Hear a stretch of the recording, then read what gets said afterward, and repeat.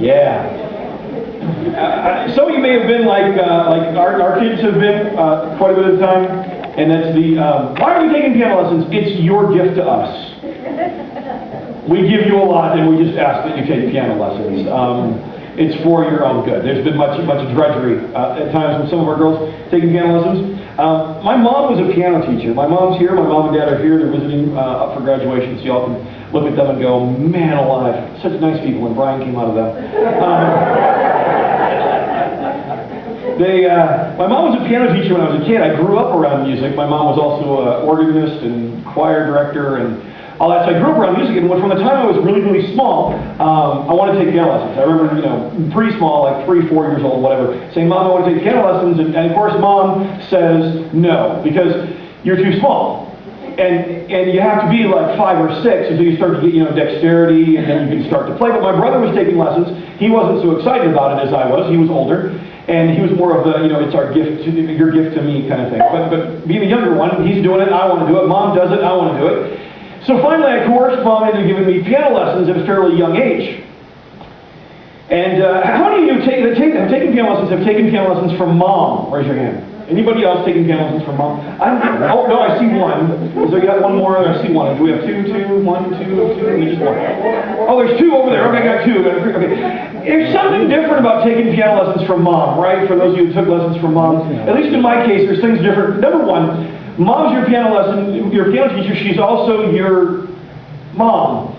So those lines get real blurry, and it's kind of frustrating because you're practicing the piano, and Mom's in the kitchen, and you're playing the piano, and you're practicing, and then she switches, instant presto, from Mom to piano teacher, and comes in, and you're like, I'm practicing. My piano teacher should not show up in the middle of my practice. This is my time on the piano.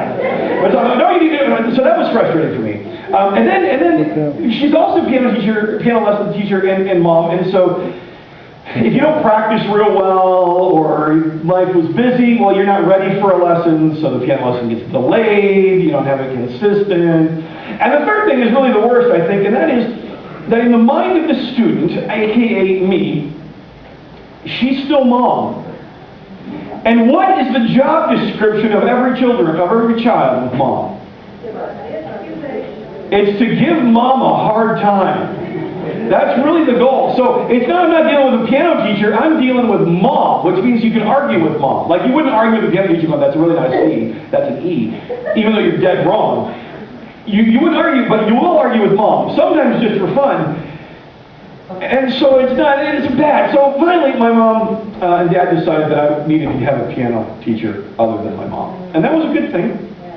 It was a good thing. That was my mom, the amen over that. See, her side of the story was he was a brat. He was a completely worst student I ever had. No, I'm kidding.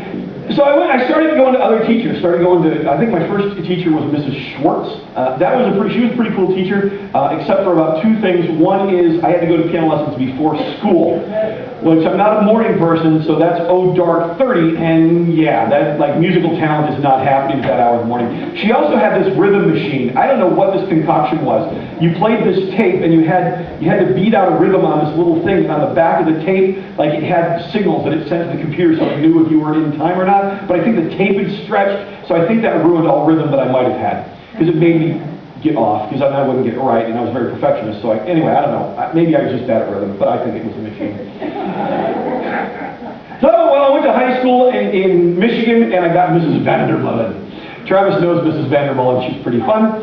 Michelle also took lessons from Mrs. Vandermolen. She was a unique and special person.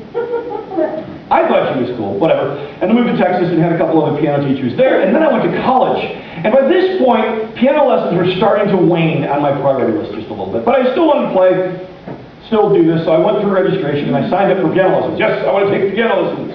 I signed my name down. And I got put in with this teacher named Dr. Ashton. Dr. Bruce Ashton, I believe was his name. And I was a college student, experiencing the freedom of college, living in a dorm, living away from family, living with a different schedule, all that kind of stuff. Having fun, and practice started to fall away. For a couple of reasons. One is other stuff to do, and secondly, the music building is a fantastic place to socialize. It's really, really wonderful. I've seen music people nod, and you know exactly what they have practice rooms. They're so great. It's like catacombs down there. You can that little room, you can go hang out with girls. It's fantastic. violins and flutes and pianos. Oh my, it's wonderful. So between the two things, my practice was really, really plummeting. It was like my freshman year, and every freshman, and you know this is true, some of you graduated 8th grade, you're going to high school, some of you graduated high school and perhaps going to college. Every freshman, I think, deals with this, and that is the I'm more cool than I am syndrome. And it doesn't matter how hard you try and how think you are actually cool, you still end up being stupid. And, what? So I'm telling you, it's coming. I'm sorry. I'm just giving you reality, man. We'll pray for you, but we know it's going to happen. And so, now I'm offended them. Yes, I'm doing well. And so, so I'm sloughing off, and I really had no idea. And finally, Dr. Ashton, I think, basically looked at me and said, dude. Okay, except Dr. Ashton was a little too refined to say dude. He said, why don't you practice a little more? If you don't have time to practice, maybe we should just not do lessons here, because you're not really practicing, and that kind of eliminates the purpose of the lesson. And so I'm like, okay, and he was cool. Like, I got to play a harpsichord. I was learning Bach, and they actually had a harpsichord in the music building. I got to play an actual harpsichord. Yeah, it's so cool. Yeah. Feel like a harpsichord is like a piano, but instead of having hammers that hit it, it plucks it. It gives it. It's so cool. You play it. It's so fun. Anyway, so I got dropped by my piano teacher. Is basically what I'm saying. I flunked out of piano, and then a little bit later, I started to realize the genius that this guy was. This guy is an absolute piano and music colossus. The dude is absolutely phenomenal. And I threw that away. I just walked away from it, having no clue. But my priorities had changed, and so I was like, that this isn't an important part of my life. But I had a little regret later, going, oh man, I could have stayed with him, and I could have been really good. Now I have one song that I memorized in 8th grade that I can still play. Sometimes you make difficult choices. Sometimes you make difficult choices about what's important to you, and that has some ramifications later on.